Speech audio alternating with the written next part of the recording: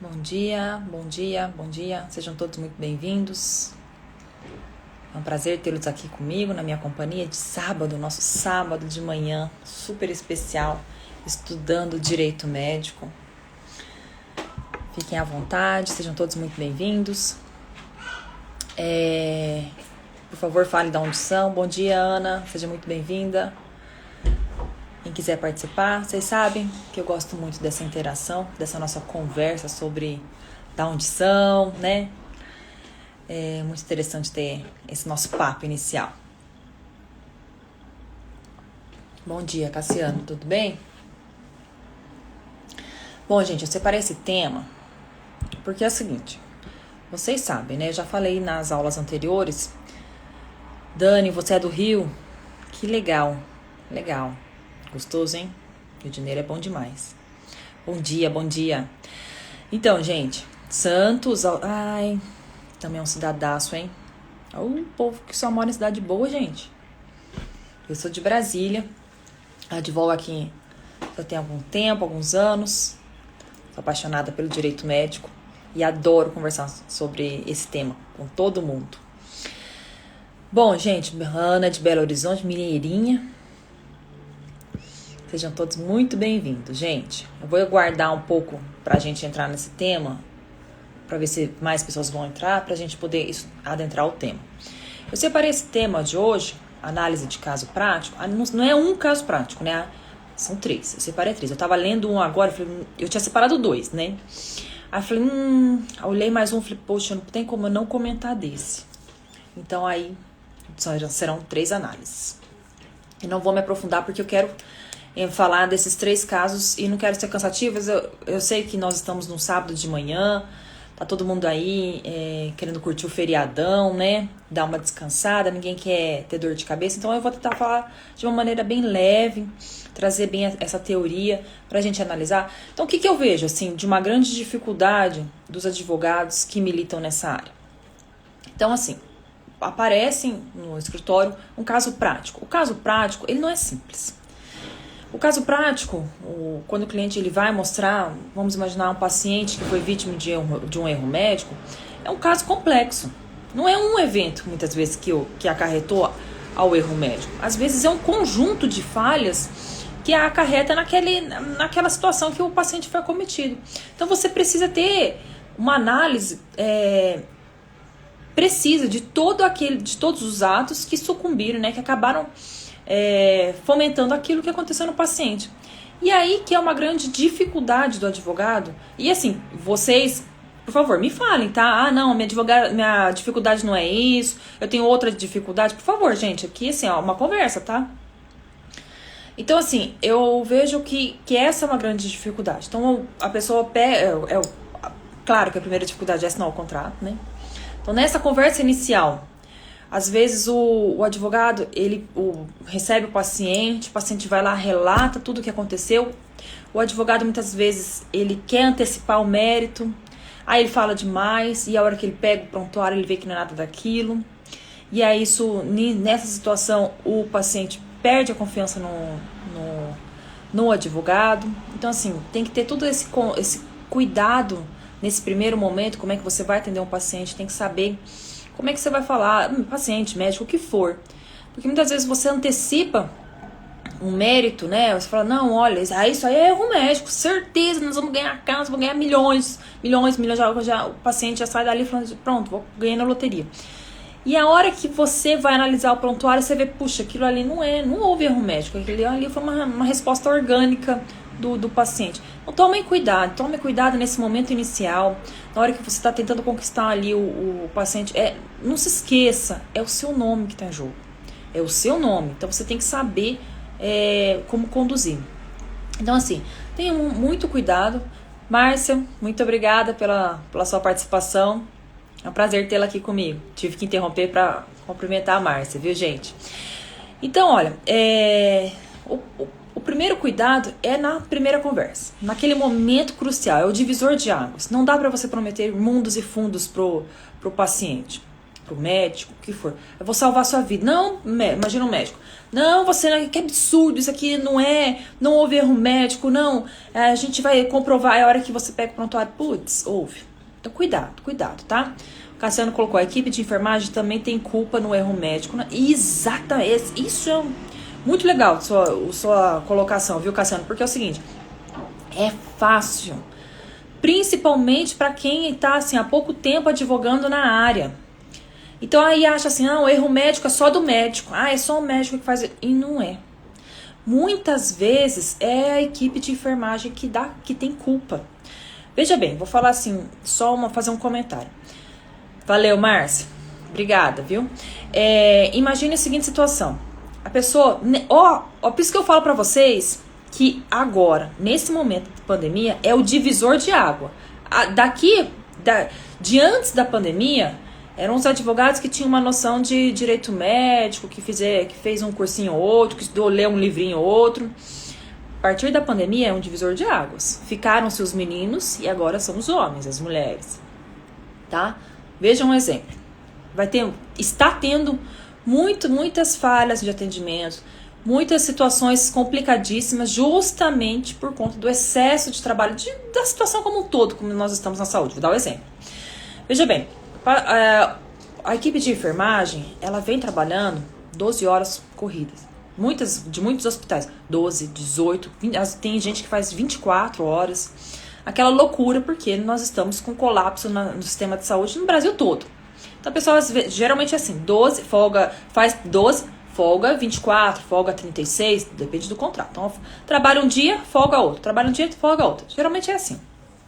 A pessoa está em 12 horas de trabalho. Incessante. Veja bem, isso aí chega a beirar, assim, imagina, é muito trabalho, tá? É muito trabalho. 12 horas corrida, sem descanso, muitas vezes sem conseguir almoçar. O que eu quero mostrar pra vocês? Depois da 8ª hora de trabalho, é mais comum termos acidentes de trabalho. Eu quero falar acidentes de trabalho. Aí eu lembro a vocês do tanto que o direito médico ele está ligado a outras áreas, a outros ramos do direito. Não é só direito civil, não é só assim, os tópicos ligados a direito médico. A gente tem que ter essa interdisciplinaridade com os outros ramos do direito. A partir da 9ª hora do trabalho é a hora que mais começa a ter acidentes de trabalho. Isso aí não sou eu que estou falando, podem pesquisar. CLT, pesquisa aí, isso é direito do trabalho. Então, a equipe de enfermagem que está aí, bom dia, gente, todo mundo que entrou. A equipe de enfermagem que está aí na 9ª, 10ª, 11ª, 12ª, não está mais aguentando trabalhar. Então, a hora que vai pegar o medicamento, pode acabar pegando errado. Isso aí tudo tem jurisprudência nesse sentido. Vai pegar um medicamento errado, vai aplicar o medicamento na pessoa que não é para aplicar. Pega o prontuário errado de pessoas homônimas. Ou por exemplo, tem 2 Franciscos dentro do mesmo leito. Então, como que vai haver a diferenciação desses 2 Franciscos? Os 2 são homens, 2 idosos, ou seja, 2 similares, casos similares. Os 2 com Covid. Como é que vai saber essa diferenciação? Então, é comum, que eu quero falar para vocês, que a partir da 8ª hora, é comum termos falhas no atendimento. Então, vocês têm que saber identificar. Não vale a pena vocês pegarem o prontuário só a parte do médico. Porque muitas vezes a falha está ali, na 9ª hora. O Cassiano colocou aí, os profissionais sobrecarregados, cabe ao enfermeiro-chefe avaliar sua equipe e solicitar profissionais. Então, às vezes, veja bem como que a gente tem que ter um conhecimento completo do funcionamento do hospital. Às vezes, esse profissional que está aí na 9ª, 10ª, 11ª hora, a hora que ele vai lá pegar um medicamento na farmácia do hospital, aí as embalagens dos medicamentos são muito similares. A embalagem ali, então, as embalagens onde ficam os produtos, os medicamentos mesmo. Então, o enfermeiro que está ali trabalhando há muito tempo, ele vai pegar o medicamento, ele está distraído, ele está cansado, ele já está sobrecarregado, com fome e tal, tudo. Ele vai pegar o medicamento, ele pensa em pegar o medicamento 1, mas ele acaba pegando o medicamento 2 e aplica no paciente e o resultado é totalmente oposto. Então, assim, analisem prontuário. Então tá, gente, já passei 10 minutos da entrada, então eu vou entrar no tema. Então, eu separei 3 temas muito legais para a gente debater no caso concreto. Acabou que esse exemplo que eu dei, do exemplo do Cassiano, foi como um quarto exemplo, tá? Então vamos lá, vamos começar o primeiro. Deixa eu abrir aqui.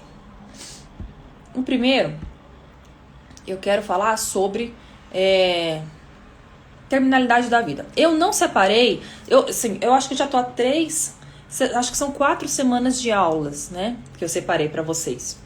Eu tô acho que na terceira, né? Tem mais uma outra semana. Até eu virou tão habitual aqui nosso encontro que eu acabei que eu esqueci quantas semanas eu tô. Mas eu acho que são 4 semanas de aula. Sei não, depois vocês me corrigem aí. Então lá.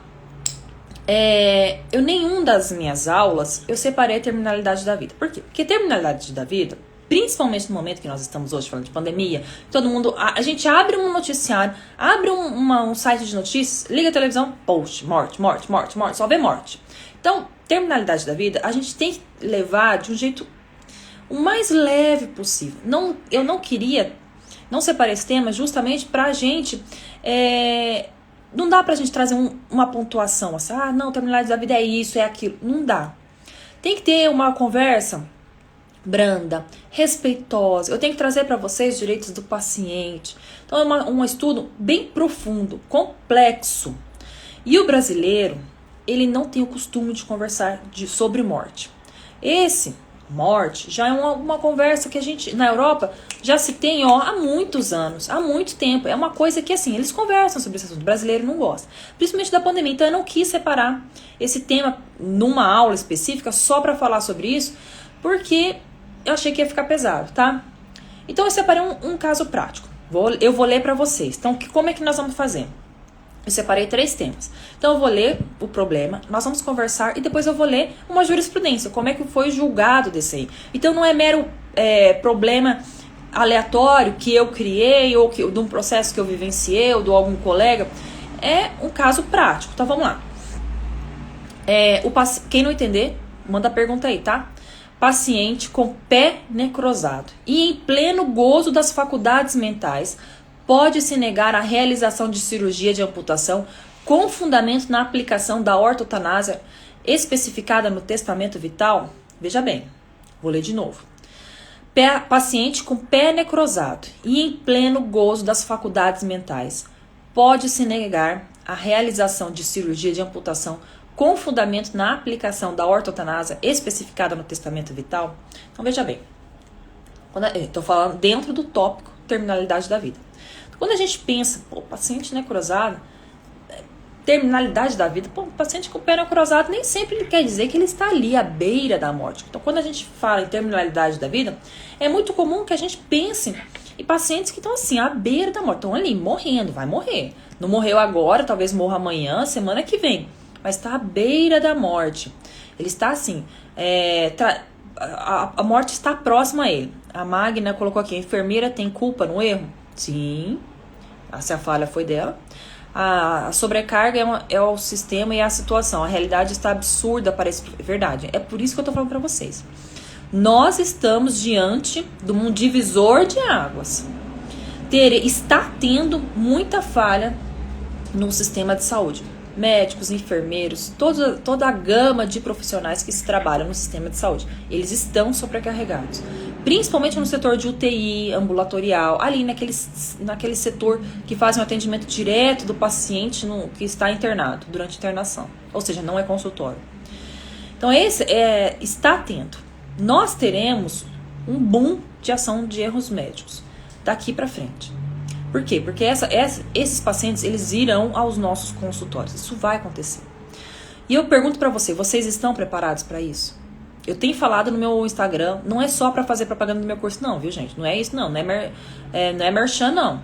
Isso aqui eu tô chamando a atenção. Isso é divisor de águas. Então, assim, há muito tempo, por exemplo, os planos de saúde estão quebrados. Antes da pandemia, já tinham congressos aqui, bom dia, Rosenita, congressos aqui em Brasília, em que falava, porque eu fui, já vários eventos, debatendo questões envolvendo plano de saúde, porque os planos de saúde já há muito tempo estavam quebrados, sem recursos financeiros. Por conta da pandemia, com certeza, essa conta vai chegar, tá? E o sistema de saúde como todo, não só no sistema, falando no viés do SUS, né, na questão dos planos de saúde, do sistema particular também. Pessoas que pagam, né, não tem plano de saúde, pagou atendimento particular, tudo isso vai chegar pra gente, tá? Então você tá preparado para isso? Então vamos lá. Então, ó, o paciente, ele tá com o pé necrosado. Quando a gente pensa no pé necrosado, nessa situação, o problema que eu coloquei aqui, a gente pensa o quê? Autonomia do paciente. É a primeira coisa que vem na nossa cabeça. Autonomia do paciente, direito à autonomia do paciente. Ele tem direito à autonomia do paciente? Eu li, ele está em pleno gozo das faculdades mentais. Então, ele tem direito à autonomia do paciente. O que é autonomia? É o desejo do paciente fazer, no seu estado de saúde, aquilo que é a vontade dele. Então, o seu paciente, ele tem o pé necrosado, ou ele tem um problema de saúde, ou ele tem um câncer, ou ele tem o que for. Se ele está doente e ele não quer sucumbir a um tratamento, ele não quer mais fazer tratamento, é desejo dele. Não é situação de urgência e emergência. Aqui, o pé necrosado, a situação que está colocada nesse caso que nós estamos levantando, vou ler de novo porque entrou gente, tá?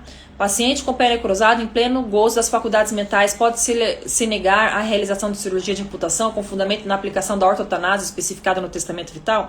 Então vamos lá. Então quando a gente fala nessa situação, a gente fala em autonomia do paciente. Ele tem essa autonomia? Ele tem.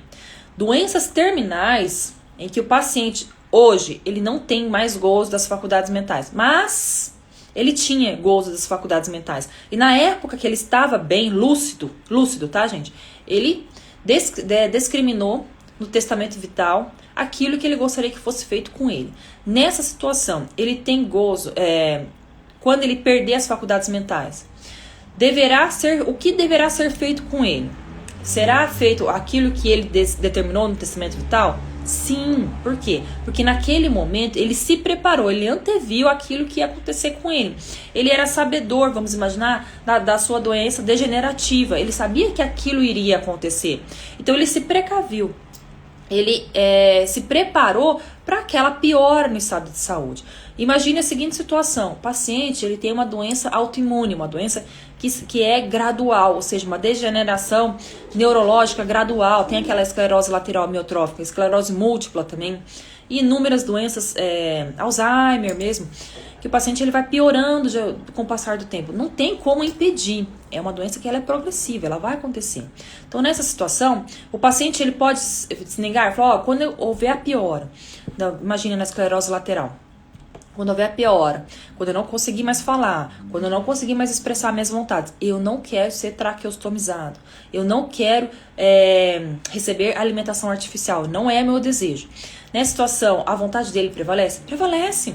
Por quê? Porque quando ele confeccionou o testamento vital, ele estava em gozo das faculdades mentais. É diferente quando ele vai numa situação de urgência e emergência.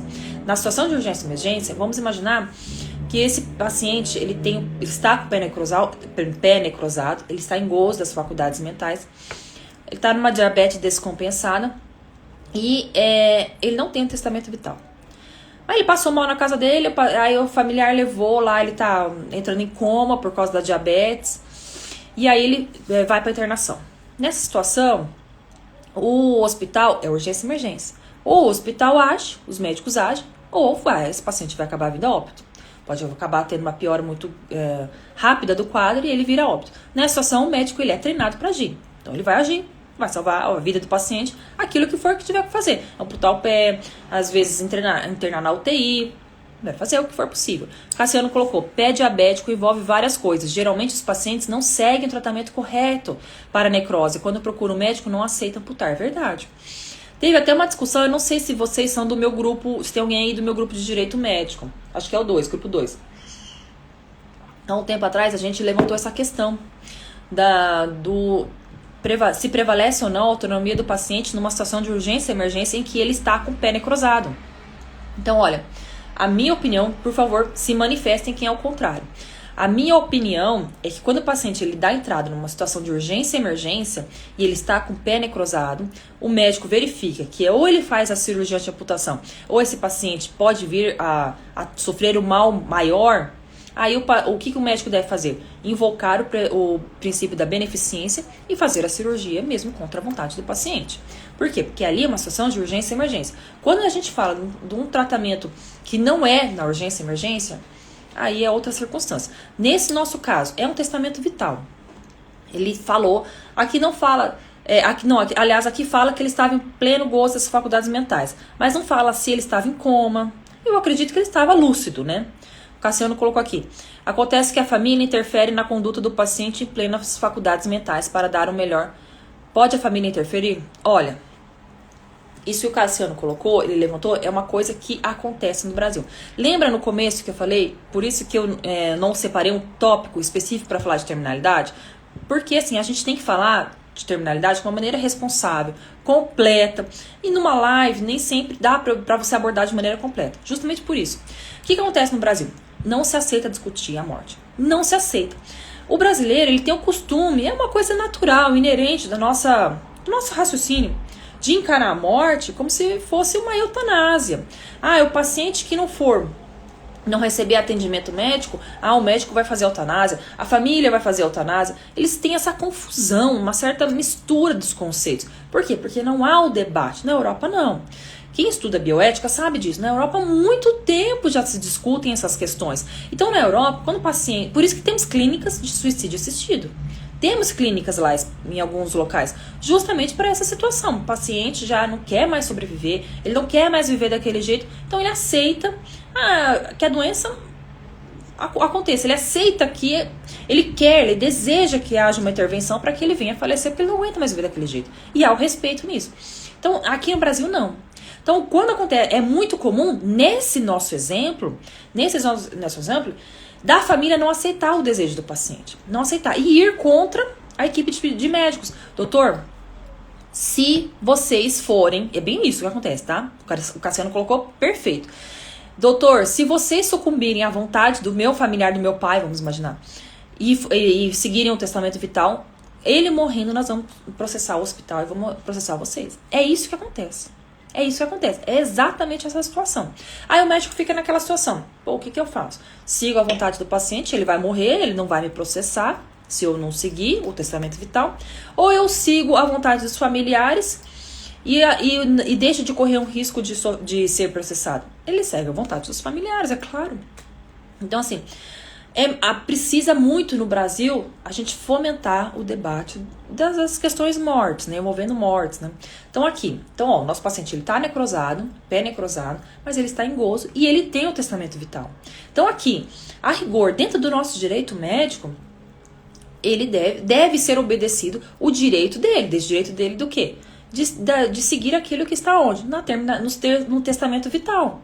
Porque no testamento vital ele elencou aquilo que ele quer que seja feito com ele ou não.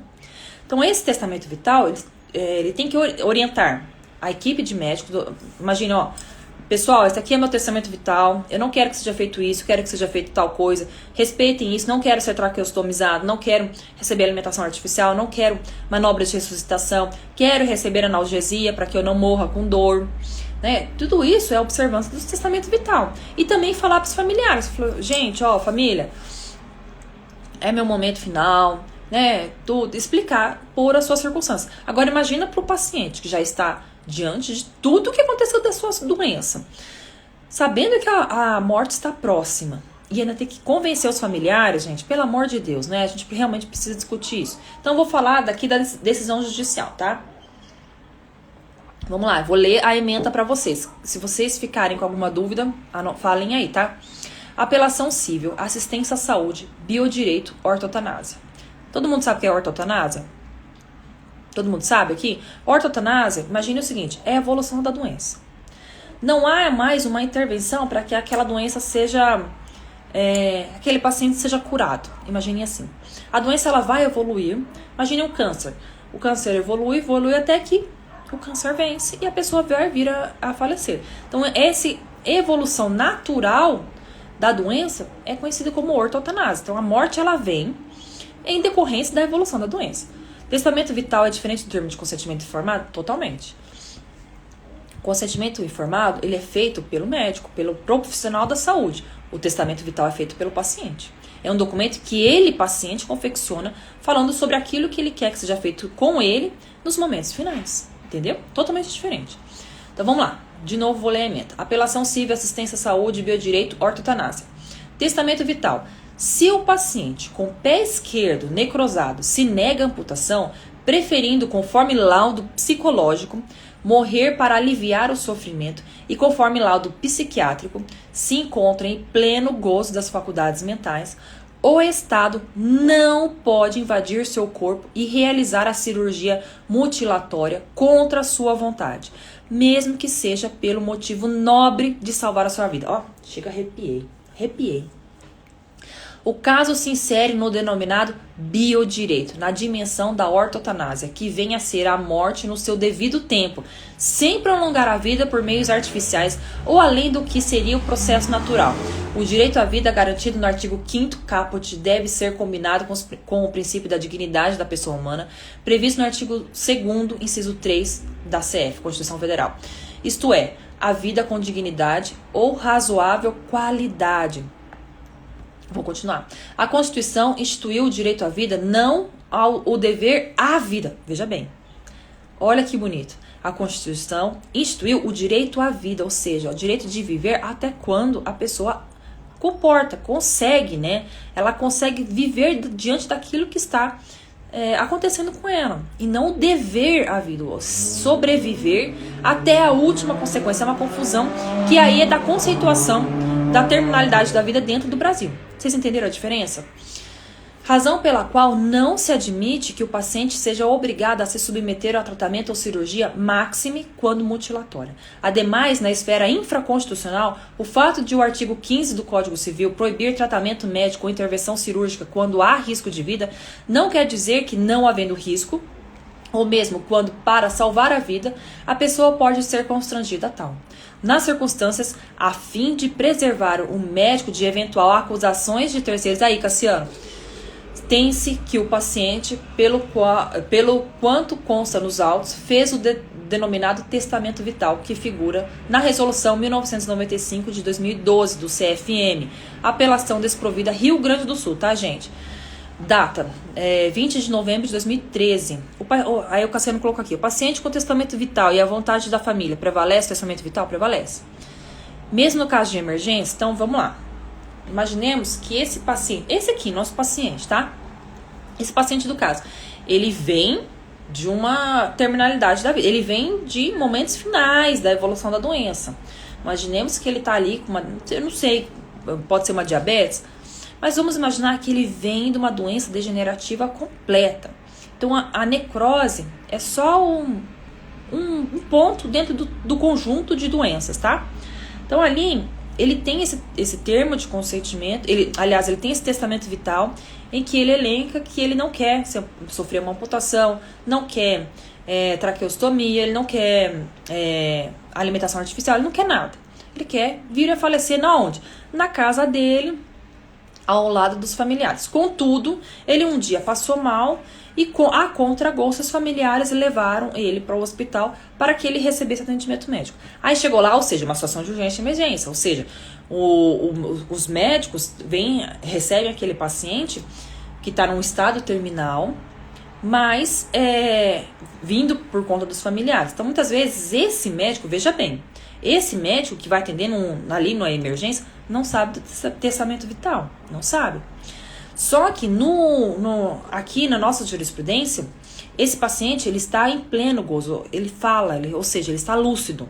Nessa situação, esse paciente pode orientar o médico: doutor, eu vim aqui, me trouxeram a contragosto, não consigo sair da cama, estou aqui no hospital, mas eu não quero.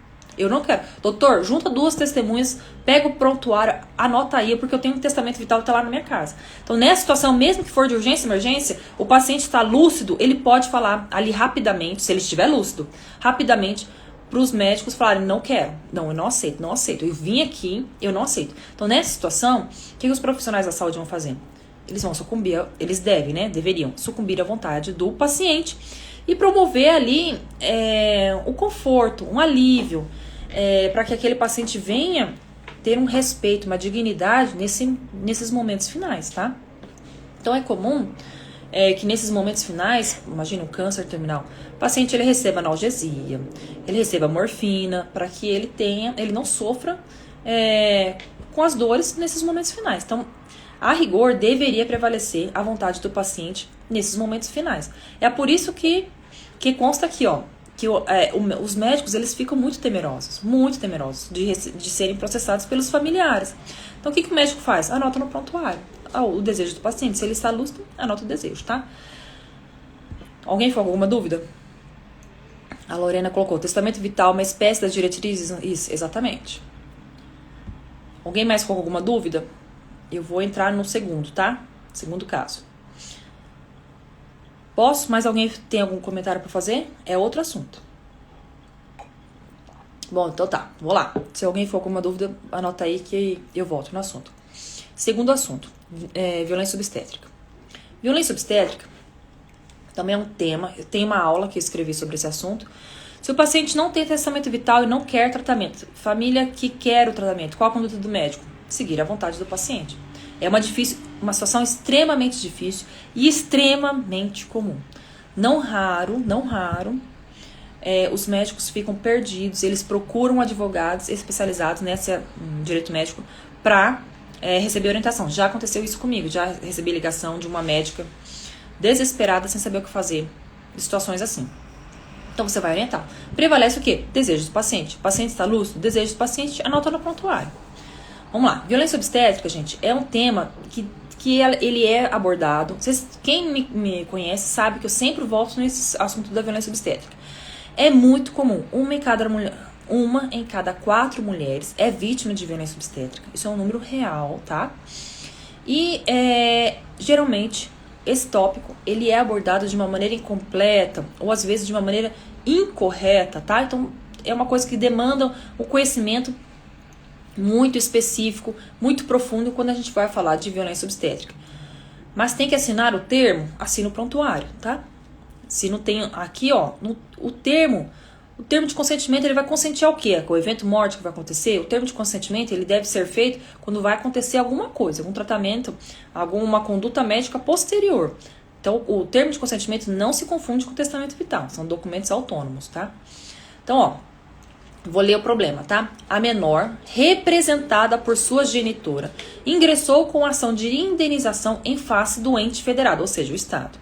Sua genitora, vamos lá, ao caso, tá? Sua genitora deu entrada no hospital em trabalho de parto e quando estava prestes a entrar no centro cirúrgico para que fosse realizada cesariana, os médicos responsáveis entenderam que a via mais indicada seria parto normal forçado. Olha só, absurdo, né, gente? Em razão das manobras empregadas, a menor nasceu com tocotraumatismo e paralisia do plexo branquial esquerdo, resultante da utilização da manobra de Christeler e fórceps. E ainda falam que essas manobras não causam nenhum prejuízo à saúde do bebê, né? Desde o seu nascimento, precisou frequentar sessões de fisioterapias e fazer uso constante de medicamentos. Então, olha, veja bem. Veja a situação. A parturiente estava indo para o centro cirúrgico, ela estava a caminho do centro cirúrgico. Aí houve uma intervenção do quem? Dos médicos. Os médicos falaram, opa, peraí, não é caso de cesariana. Vamos fazer um parto normal. Vamos fazer mesmo. Forçar. Foi um parto normal forçado. Ou seja, com uso de fórceps, manobra de Christeler. Muito provavelmente tem havido ali medicamentos para haver uma aceleração do trabalho de parto. Então, ou seja, houve um conjunto de violências empregada em face dessa parturiente.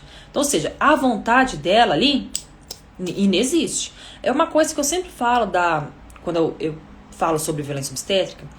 Violência obstétrica é uma violência perpetrada contra a mulher. Por quê? Porque é uma violência de gênero. Se escolhe a mulher é eleita, é escolhida para que seja praticada essa violência. Comparem. Agora há pouco eu estava falando de terminalidade da vida. Agorinha, né? No exemplo anterior. Ali, o que eu falei? Nessas situações prevalece a autonomia do paciente. A parturiente, quando ela está em trabalho de parto, ela não perde o gozo da faculdade mental. Em nenhum momento a gente fala dessa paciente que ela perdeu a autonomia. Autonomia que eu falo assim, desejo, não no princípio da autonomia, tá? O desejo de expressar a sua vontade. Mas ainda hoje, nós encontramos diversas condutas médicas que configuram que a partir do momento que a paciente dá entrada no hospital em trabalho de parto, sentindo as dores do trabalho de parto, ela perde completamente a autonomia. Autonomia no viés do direito civil. Ou seja, ela é vista como uma incapaz. Como se ela tivesse imagine o seguinte, como se ela tivesse em coma. no mesmo comparativo, tá? Ela não tem direito a expressar sua vontade. Então, no viés do princípio da autonomia da vontade da paciente, a parturiente que é vítima de violência obstétrica, ela não tem autonomia nenhuma. Ela não consegue expressar qualquer coisa. Por quê? Ela é como se ela estivesse em coma ali nessa situação. Esse é um exemplo. Então, isso é para dizer assim, para quem acha que violência obstétrica não acontece, acontece e muito, e muito. Tem uma aula específica minha aqui no meu Instagram sobre... Bom dia, Kátia, seja bem-vinda. Sobre violência obstétrica, em que eu falo justamente sobre um monte de coisas super legais para vocês verem o tanto que violência obstétrica acontece, tá? No Brasil, os hospitais têm entendimento de dar preferência no parto normal. Sim, tem. Só que muitas vezes, como nessa situação, eles querem fazer o parto normal de maneira assim, ó, blum, tá? E aí acontece essas consequências que acontecem. Então, o que é a violência obstétrica? Já, assim, não é tópico disso, tem que assistam a minha aula, tá? Para vocês compreenderem melhor. A violência obstétrica, ela não é uma violência em face do médico, uma violência contra o médico. Médico, vem aqui, eu odeio você, nós vamos lutar. Porque é muito comum haver essa divulgação da violência obstétrica, é como se tivesse uma rivalidade. A parturiente e o médico aqui, vamos rivalizar, né? Não é isso. Não é isso. Isso aí tá incompleto, tá? Violência obstétrica não é isso. Violência obstétrica, ela é uma violência praticada por profissionais que trabalham no hospital de um modo geral. E o objetivo central, o oponente central da violência obstétrica é o sistema de saúde ineficiente, tá? Ineficiente. Então, não é uma coisa que é o ato, o médico em si. É uma coisa que está muito maior. Por isso que não dá para eu explicar tudo aqui a violência obstétrica, tá? A parturiente tem autonomia da escolha do parto? Sim, ela tem que ter autonomia. Ela tem autonomia. Se ela tem... Só que, ó, veja bem, quando a gente fala autonomia, quando pensa em cesariana, a paciente não quer parto normal. Por que será que ela não quer parto normal? Como será que a assistência ao parto normal ali na cidade dela, naquele hospital, como é que será que é o médico dela? É claro que se ela não se sentir segura, o que ela quer? Cesariana na hora, gente, pelo amor de Deus. O próprio SUS preconiza o parto normal, é verdade. Agora a gente fala de como que é o sistema de saúde, como que é feito. Aqui em Presidente Prudente, minha cidade de coração, amo de paixão, o indicador da Prefeitura Municipal para 2021 é de 25% para parto normal. Será que é esse número mesmo? Não, deve ser sim. Porque o resto é cesariana, é verdade. 75% cesariana, é isso mesmo, tá certo. É um absurdo. Pra vocês terem uma ideia, a média de cesariana no mundo é em torno de 12% de cesariana, tá? Então, se o parto normal tá em média de 25%, ou seja, nós falamos de 75% de cesariana, é um absurdo. Pré-natal já vai preparando para qual parto? Pré-natal vai preparando a mulher. Depende, se a paciente ela vem num pré-natal, né, numa gestação saudável, sem nenhum problema de saúde, ou seja, tá tudo bem, então é o parto normal. Agora, se a paciente ela vem seria a quarta gestação, uma mulher de 45 anos, diabética, pressão alta, bem provável que haja uma indicação de cesariana, então análise caso a caso, tá? Não me refiro ao caso em questão, mas é complicado seguir a vontade da paciente quando ela, por exemplo, insiste em ter um parto normal, mas tal procedimento pode ser muito arriscado. Aí entra o conhecimento técnico do médico. Então, nesse exemplo que eu dei, 45 anos, quarta gestação, é claro que não vai dar certo. A possibilidade de haver uma ruptura uterina é muito grande. Ruptura uterina, ou seja, o útero rasga, ou seja, uma hemorragia durante o trabalho de parto. Ali o médico tem que agir em minutos. Muitos casos da parturiente vir a falecer em decorrência dessa hemorragia. Então, assim, o médico tem que intervir. Como fica a autonomia da paciente quando contraria a indicação do médico? Depende. Então, nesse caso, da paciente com 45 anos, imaginemos, ela tem 45 anos, ela tem todos os indicativos de cesariana. Então, nessa situação, o médico ele tem que primeiro explicar direito à informação à paciente. Ali ela está em trabalho de parto. A partir do momento que o médico verifica, naquele liame, naquele divisor de águas, aquele momento que o médico verifica, não dá mais para parto normal. Então, o que ele vai fazer? Ele vai, mesmo contra a vontade da paciente, ou seja, seguindo o princípio da beneficência, ele vai indicar, ele vai fazer a cesariana, mesmo contra a vontade da paciente. Deixa eu ver se eu passei A Márcia colocou. Mas existem casos em que a pessoa sofre violência obstétrica por falta de orientação no pré-natal. Exatamente. Gente, aquela coisa assim. Ai, você não tem quadril. Você é alta. Você é baixinha. Ou você não vai ter passagem para quadril. Ah, o bebê vai completar 40 semanas no feriado da Páscoa. Então vamos marcar a cesariana antes do feriado, porque nós já estamos numa pandemia. Nós já estamos, já temos o feriado. Os médicos vão viajar, você vai fazer o seu parto com um médico de plantão que muitas vezes não sabe fazer um parto normal e o bebê vai nascer com sequela. O que a mãe faz? Anota para ontem, vamos agendar para ontem a cesariana. Então, o que é? Direito à informação. Isso é um exemplo de violência obstétrica em que há uma violação de ordem psicológica, ou seja, sucumbem. É uma enganação. A paciente ela é enganada a sucumbir à vontade do médico, tá? Então, isso é uma mentira. Mas voltando aqui. Então, aqui, ó. No nosso exemplo, a paciente, ela nem... o desejo dela está, ó, ignorado. Ninguém tá nem aí pra ela, nesse sentido. Ninguém tá nem aí. Ela estava indo para uma cesariana, ela estava, imagina, a caminho do parto cesáreo, do centro cirúrgico, e aí voltaram ela para fazer um parto normal. E entraram com medicamentos, muito provavelmente, manobra de Cristeler, que é uma manobra proibida, e o fórceps também, gente, não é indicado mais. Aí o bebê nasceu com sequela. Vamos ler, o Cassiano colocou mais aqui. E é comum a parteira fazer parto normal sem os médicos presentes? Não é um nome de parteira, tem o nome de enfermeira obstétrica, né? Então é um profissional habilitado que hoje em dia está sendo muito indicado nos partos normais, em que não há risco nenhum, ou seja, é de baixo risco. Então essas profissionais elas podem fazer o parto, né? Mas é claro que no ambiente hospitalar, em que caso haja uma intervenção, uma ocorrência de alguma situação, o médico tá ali para auxiliar, né? Vou ler a ementa, tá, gente? Civil, processo civil, constitucional, agravo retido, não conhecimento. Ação indenizatória, modificação da modalidade de parto de cesárea para parto normal forçado a fórceps e mediante a utilização da manobra de Cristeler. Nascimento de uma criança com sequelas, distócia de ombros, um problema aqui no ombro, lesão do plexo braquial, responsabilidade objetiva do Estado. Teoria do risco administrativo, presença dos pressupostos, dano moral configurado, dano estético, inclusão no conceito geral de dano moral quanto, obediência aos princípios da razoabilidade e da proporcionalidade, a distrição, a normativa da efetiva extensão do dano, artigo 944 do Código Civil, sentença mantida. Aqui a decisão cadê? É um acórdão.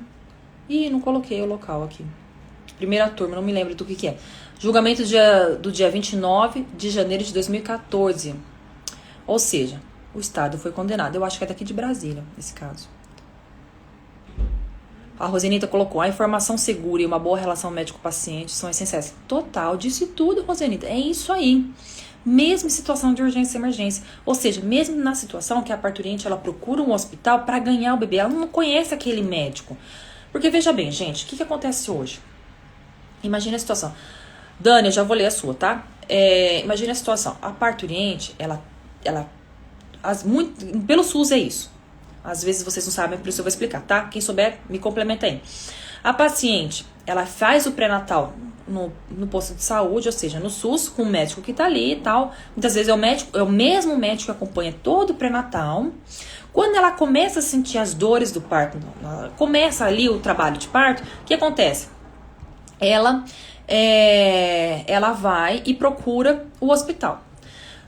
Aqui em Brasília, quando ela faz o pré-natal, ela já recebe a orientação do local em que ela deve procurar, do hospital que ela deve procurar para receber o atendimento quando ela começarem a sentir as dores. Então, esse atendimento, o hospital é escolhido de acordo com a sua localização, da onde a paciente mora. Tá? Ela mora, numa região tal, ela vai receber, o parto vai acontecer no hospital de Taguatinga, no hospital de Samambaia, já é escolhido, determinado o hospital de acordo com a sua localidade.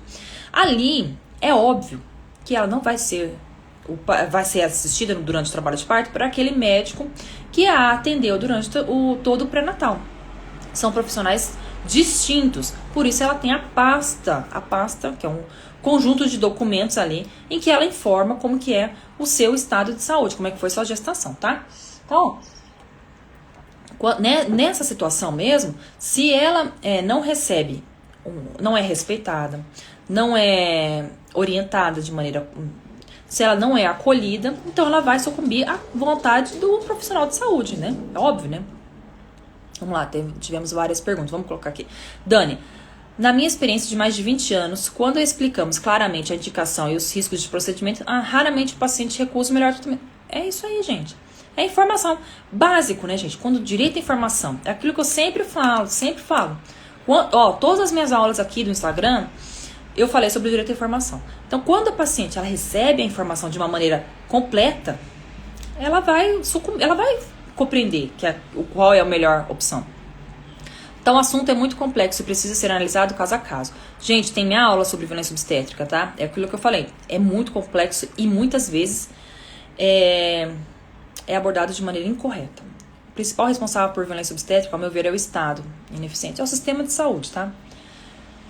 Bom dia, Ismar. Poderia me enviar depois ou essa corda? Eu vou te passar o número. Esse material aqui, quem recebe são os meus alunos, tá, gente? Porque esse aqui é conteúdo do meu curso. Márcia, colocou aqui, mesmo com o médico do convênio, acontece de quando a paciente chega no hospital, o médico que faz o parto é outro. Bom dia, Flávio. Bom dia, Rafael. Cassiano, rompe a bolsa da gestante, quanto tempo para fazer o parto sem sequela para a criança? Então, tem essa falsa informação. Não é porque rompeu, ou seja, estourou a bolsa, que vaza aquele líquido, né? Então a gente vê nas novelas que a paciente estourou a bolsa, a paciente já tem que correr para o hospital, puf, já nasce o bebê. Não, não é assim, tá? Então assim, se a gestação ela vem normal, se a paciente está saudável, então é comum que rompa a bolsa e ela tenha aí pelo menos 48 horas, de uma maneira média, tá, gente? Tranquila para que ela venha ganhar esse bebê. Não é porque estourou a bolsa que já tem que nascer o bebê. Não, não é assim. Às vezes estoura a bolsa e nem sempre expele todo o líquido ali dentro, tá? Então, assim, pode ocorrer de expelir um pouco o líquido amniótico e ainda ter ali dentro. Então, é caso a caso. Então, o que eu quero que vocês vejam? Não é porque estourou a bolsa que é caso de cesariana de emergência, porque não é. Então, vamos lá. Então, esse é o caso. Aí, eu separei, já estou com 50 minutos, mas é muito caso, né? Vamos lá. Até colocar aqui meu celular, porque eu peguei uma jurisprudência aqui super legal. Apelação civil, reexame necessário, ação de indenização por danos materiais e morais. Responsabilidade civil do Estado e do seu agente público, médico, anestesiologista. Cirurgia corretiva de fenda palatina, é a fenda da boca, né? Parada cardiorrespiratória durante o ato cirúrgico. Isso é muito comum, tá tendo muito erro durante a anestesia. Muito. Suposto erro médico do médico anestesista. Perícia médica inconclusiva e lacunosa. Prova imprescindível para o deslinde da controvérsia. Preliminar de cesseamento de defesa suscitada de ofício. Produção de nova prova pericial. Determinação de ofício, possibilidade, aplicação do artigo 130 do CPC. Inexistência de preclusão. Olha só o caso. 1. O cerne da querela... Ai, meu Deus, peraí, fui demais. Cinge-se a análise da responsabilidade do Estado, responsabilidade civil do Estado, mais especificamente a suposta inexistência de erro médico do profissional da saúde que realizou uma cirurgia corretiva de fissura palatal congênita na altura, a qual, durante o procedimento realizado no Hospital Albert Einstein, sofreu uma parada cardiorrespiratória com ocorrência de anóxia cerebral, ou seja, falta de oxigenação no cérebro, acarretando graves consequências tais como impossibilidade de andar e falar. Após a análise detida do exame pericial, denota-se que o laudo realizado por perito com especialidade médica na área de medicina do trabalho e psicanálise, ou seja, sem conhecimento específico acerca da área de anestesia, apresentou respostas absolutamente lacunosas e inconclusivas, restringindo-se a apontar as sequelas apresentadas pela requerente decorrente da parada cardiorrespiratória. Logo, constata-se que o laudo pericial apresentado não serve à elucidação da presente controvérsia, vez que os quesitos formulados e não respondidos pelo perito são de suma importância para verificar se a parada cardiorrespiratória ocorrida durante o procedimento cirúrgico decorreu ou não do erro médico. Vou passar aqui. Bom, gente, o que é? Esse acorde tá bem grande. Deixa eu ver da TJ do Ceará. Vou voltar aqui pra gente discutir. Já volto a responder as questões que estão ali. Então, veja bem, gente. Olha, é muito comum. Voltou, né? Infelizmente, a ser muito comum erros durante a anestesia. Então, aqui o paciente, ele recebeu... a paciente, ela durante a cirurgia recebeu anestesia e sofreu a parada. Em razão da demora, ela teve as sequelas. Demora para, geralmente, entubar, né? Voltar a respirar. Houve o dano cerebral devido à falta de oxigenação. Então aqui a gente fala na responsabilidade civil do Estado. Que mais que tá falando aqui? Não é do Estado, não. Aqui é o Albert Einstein. Responsabilidade civil do hospital. Responsabilidade civil do médico que praticou esse ato. Outra coisa que eu quis falar para vocês. Veja bem. O que a gente tem que analisar? E aqui entra no viés prático. Uma coisa que eu sempre oriento meus alunos. Como é que a gente faz a quesitação da perícia? Aí você faz tudo certo nas petições. A petição inicial, a contestação e tal. A hora que você vai ver o laudo pericial, que foi feito por um médico do trabalho, ou seja, um médico que não está gabaritado nesse assunto, você verifica que as respostas que você perguntou não foram respondidas. Então, o que eu quero falar para você? Gente, quando a gente trabalha num processo que tem prontuário, ou seja, num processo de direito médico, a perícia, que é a perícia do prontuário, ela é, assim, é o coração, é a parte mais importante de um processo. Porque o perito, ele vai analisar o quê? O prontuário, que é tudo para fazer a separação, para a comprovação do erro médico, não.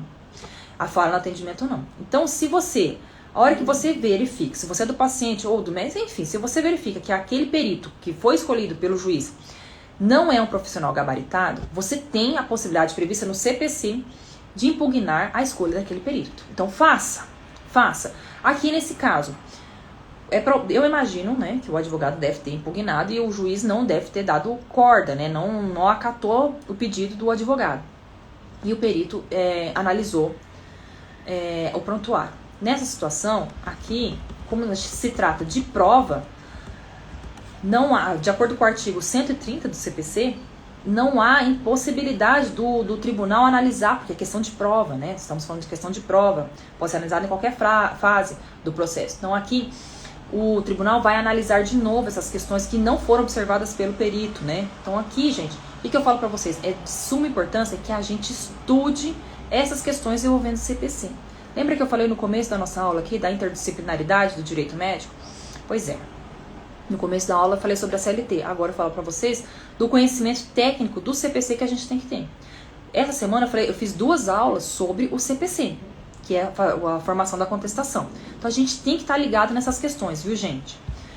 Eu estourei 56 minutos, o Cassiano colocou aqui, rompe a bolsa da gestante... não, é a mesma pergunta, né? Não temos mais perguntas. Eu gostaria desses momentos finais falar sobre o meu curso. Então, o que eu quis falar para vocês, gente?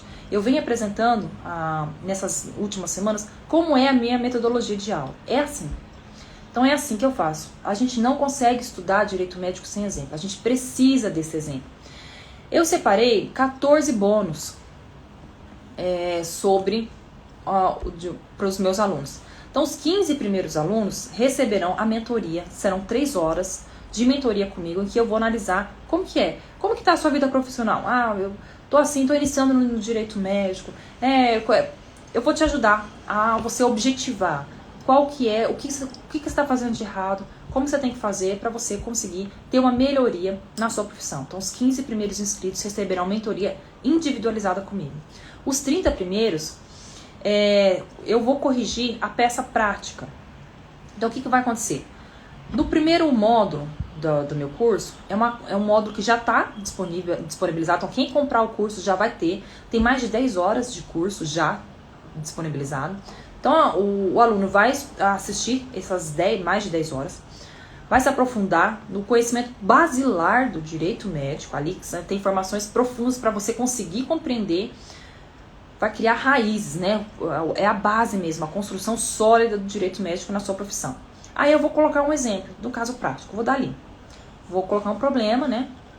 E você vai analisar aquele problema e os 30 primeiros vão poder confeccionar a peça prática e me enviar. E eu vou corrigir. E eu vou corrigir, eu vou falar assim, olha aqui, sua argumentação não tá boa. Você tem que prestar atenção, aqui tá errado, aqui tá certo. Olha, veja bem, essa aqui você fez uma peça muito assim. Então eu vou te orientar, porque isso também é uma falha. Uma falha que eu vejo, o advogado, ele sabe tudo de direito médico. Ele é um excelente advogado, ele conquistou o cliente, ele fez tudo certo. Mas a hora que ele vai confeccionar a peça processual, ele se vê diante da dificuldade. Então eu vou te ajudar. Então por isso que eu selecionei os 30 primeiros, vão poder me dar essa peça que eu vou te ajudar a você nessa dificuldade que você tem na profissão. Então esse é o meu objetivo. Então, gente, meu curso ele é teórico e prático, tem muito conteúdo. São mais, assim, de 40 aulas, de 40 horas só de direito médico. Tem tópicos de responsabilidade civil, código de ética médica, código de ética médica do Conselho Regional de Odontologia, do Conselho Regional de Medicina Veterinária, que é uma coisa que vem crescendo, análise de documentos médicos, processo ético, que é uma coisa que a gente tem muita dificuldade, reprodução humana. Quando a gente fala em reprodução humana, a gente tem que ficar de olho na bioética lá na Europa. Já temos debates muito importantes lá na Europa, que vão chegar aqui no Brasil. Terminalidade da vida, vocês viram o tanto que a gente tem que entender. Sistema de saúde, como que a gente tem que entender o SUS, o sistema de saúde, como que acontece a saúde no Brasil, né? Pensando já nas possíveis ações. Direito à saúde no SUS, então a Lei 8080, a petição inicial, o mandado de segurança para o pedido de tratamentos off-label, por exemplo. Nós vamos analisar a jurisprudência. Também sempre, todas as minhas aulas têm análise de jurisprudência para a gente saber como é que é a prática, né? Direito à saúde no plano de saúde, doenças especiais, aulas práticas. Então, meu curso de 7 teses de defesa médica, as teses principais que você deve abordar na sua contestação, está aqui disponibilizado. Teremos uma aula sobre compliance, que tem um convidado especialíssimo, que domina tudo de compliance. Ele vai falar sobre aquilo, ele que vai dar essa aula de compliance para vocês. Como é que você vai encontrar o seu subnicho dentro do direito médico, que é uma coisa super legal. Então, que nem o meu subnicho é violência obstétrica. Eu domino demais esse assunto, por isso que eu consigo falar muito. Teremos convidados especiais, vários médicos eu convidei, para que eles falem, expliquem situações específicas, pontuais dentro do sistema de saúde, para que você compreenda. Direito funerário, é muita coisa, gente. Consulta médica, perícia online, precificação de honorários, marketing jurídico, enfim, o curso está completo. E ainda assim, um dos bônus é como eu vou te ajudar a você a virar um palestrante. Como é que você faz uma palestra? É uma coisa que também eu dou muita palestra, dava muita palestra mesmo antes da pandemia. Então, já dei várias palestras em vários locais do país. E como é que você vai fazer a palestra, né? Gente, eu tenho 2 minutos restantes, já que o Instagram acabou de me avisar. Pô, chato, né? Pô, nem deixa a gente falar direito. Então, assim, eu não consegui falar tudo aqui do meu curso. As inscrições já estão abertas e qual o prazo? Então, eu lancei no meu Instagram um bônus de R$500, válido. O curso vai ser lançado segunda-feira. Só segunda-feira tem esse bônus de R$500. Iniciou terça-feira às 9 horas da manhã, não tem mais esse desconto de R$500. Qual a duração do curso? São mais de 40 horas de curso, mais de 40 horas. Você pode assistir durante um ano inteiro. A plataforma é o Hotmart. Eu vou colocar o link lá no meu Instagram. Não está, ainda não coloquei. Vou distribuir também nos grupos de WhatsApp. Qual a duração do curso e onde encontrar todas as informações sobre eles. Eu vou acompanhar no meu Instagram, porque o lançamento é segunda-feira, então estou falando aos poucos. São 14 bônus, eu coloquei no meu Instagram alguns deles. Então olha ali, sai daqui e já olha no meu Instagram com alguns desses bônus. Eu vou postar mais coisas dos conteúdos, então fiquem ligados. Esse bônus, o código do bônus de R$500 de desconto é desconto de R$500, tá ali bem grande no meu Instagram, válido só pra segunda-feira, tá, gente? Então, 48 segundos eu tenho restante. Muito obrigada a todos que vocês estiveram. Nossa aula continua na segunda-feira, tá? Temos o simpósio do direito dos autistas. Gente, não perco. Pensa num negócio assim, preparado do coração, do meu coração mesmo, preparei assim, Ai, eu espero que dê tudo certo. Conto com a participação de vocês, tá? Torçam para que dê tudo certo. Muito obrigada a todos que passaram aqui esse sábado de manhã. Rosenita, obrigada. Dani, Cecília, muito obrigada, Cassiano. Muito obrigada a todos que estiveram aqui comigo. Encontro vocês na nossa aula de segunda-feira. Até a próxima. Tchau, tchau.